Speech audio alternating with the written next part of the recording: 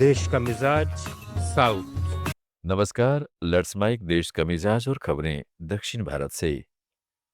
तमिलनाडु विधानसभा चुनाव से पहले अभिनेता विजयकांत की पार्टी डीएमडीके ने डीएमके के नेतृत्व वाले गठबंधन में शामिल होने की घोषणा की है।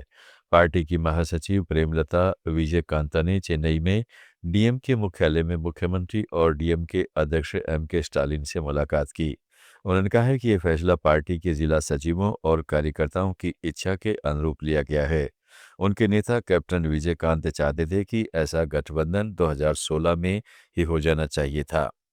यह पहली बार है जब डीएमडीके 2005 में अपनी स्थापना के बाद डीएमके के साथ गठबंधन में आई है। मुलाकात में उप मुख्यमंत्री उदयनिधि स्टालिन, कनिमोझी और वरिष्ठ मंत्री के.एन. नेहरू भी मौजूद थे।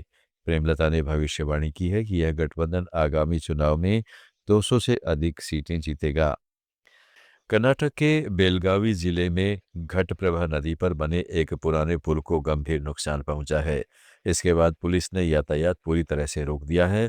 लगभग 70 साल पुराना यह पुल घटप्रभा गांव के पहाड़ी इलाके में शनेश्वर गोकक सड़क पर नदी के दाहिने किनारे वाली नहर के पास बना है। पुल के नीचे का एक पिलर, जो पत्थर की मजबूत संरचना पर टिका कंक्रीट का ढांचा संभालता है, वह क्षतिग्रस्त होकर गिरने लगा। यात्रियों की सूचना पर पुलिस ने पुल की दोनों तरफ बैरिकेडिंग कर यातायात को दूसरी सड़कों पर मोड़ दिया। स्थानीय अधिकारी पुल की मरम्मत और वैकल्पिक व्यवस्था पर काम में जुटे हैं ताकि लोगों को असुविधा कम हो। लेट्स माइक देश का मिजाज साउथ।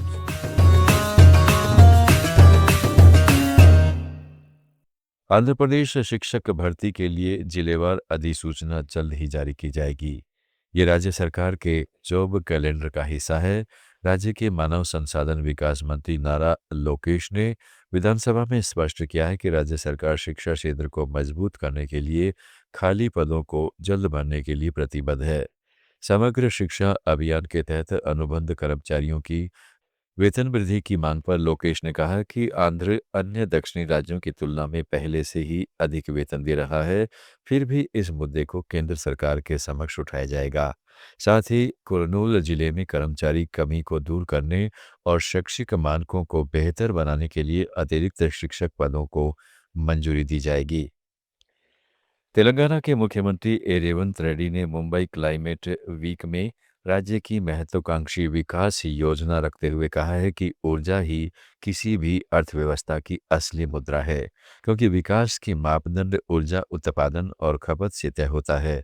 उन्होंने बताया कि तेलंगाना वर्तमान में 200 अरब डॉलर की अर्थव्यवस्था से 2034 तक $1 ट्रिलियन और 2047 तक $3 ट्रिलियन तक पहुंचने का लक्ष्य रखता है।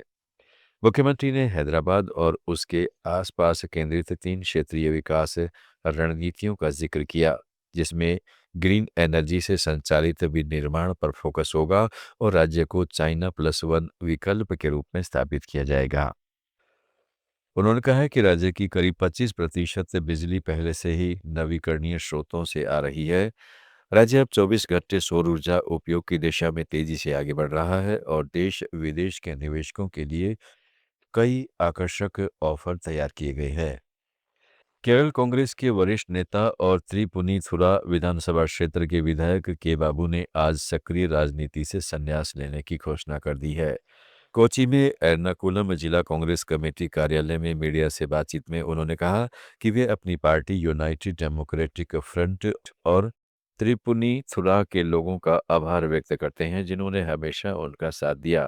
के बाबू ने विश्वास जताया कि कांग्रेस पार्टी इस निर्वाचन क्षेत्र के लिए सर्वश्रेष्ठ उम्मीदवार का चयन करेगी और 2026 के विधानसभा चुनाव में यूपीडीएफ जीत हासिल करेगी। यह फैसला राज्य की राजनीति में महत्वपूर्ण माना जा रहा है, क्योंकि के बाबू लंबे समय से कांग्रेस के प्रमुख चेहरों में से एक रहे हैं। देश का मिजाज में फिलहाल इतना ही। जुड़े रहिएगा लेट्स माइक के साथ। आप सुन रहे थे let's mike more than radio. Follow कीजिए हमें हमारे सोशल मीडिया प्लेटफॉर्म्स पर। आप सुन रहे थे let's mike more than radio. Follow कीजिए हमें हमारे सोशल मीडिया प्लेटफॉर्म्स पर।